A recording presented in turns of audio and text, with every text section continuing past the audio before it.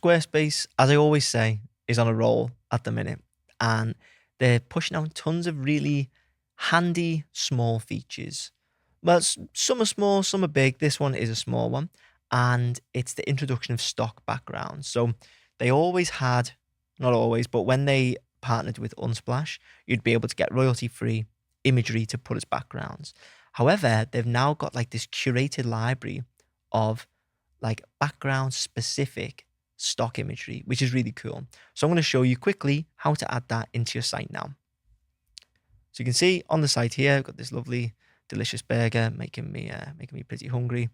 But we will skip over that and we will add a blank section into here.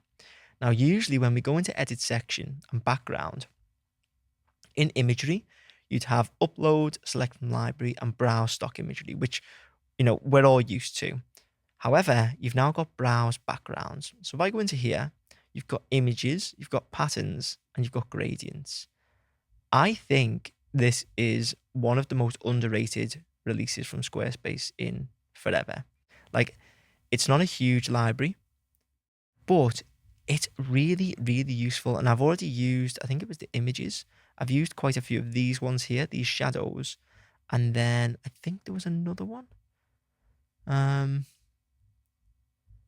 think it might have been this one that I used as well. But these are all quite clearly, maybe not quite clearly anymore, but AI generated. Now, let's say we put this in. Okay, great. We've got the shadow. You can then have an overlay opacity on these. So if you want it to, be fully visible, great. If you're going to put things on top of it, like text, then you probably want it to be quite opaque. So colors, I'm going to make this darker. So if I just add in, let's say a text block, and we'll call this overlay, and we'll just make this massive. You can see, looks really cool on these backgrounds, and we can play around with these. Let's say if we want to go back in, background, replace, and look at some other backgrounds. Let's see what else is cool. Should we use a pattern? I'm going to go with this one.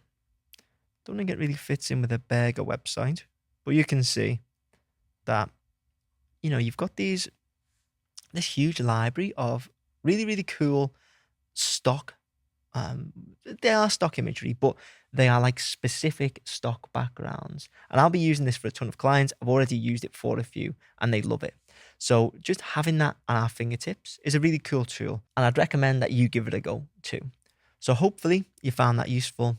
If you did, please make sure to leave a like and hit subscribe.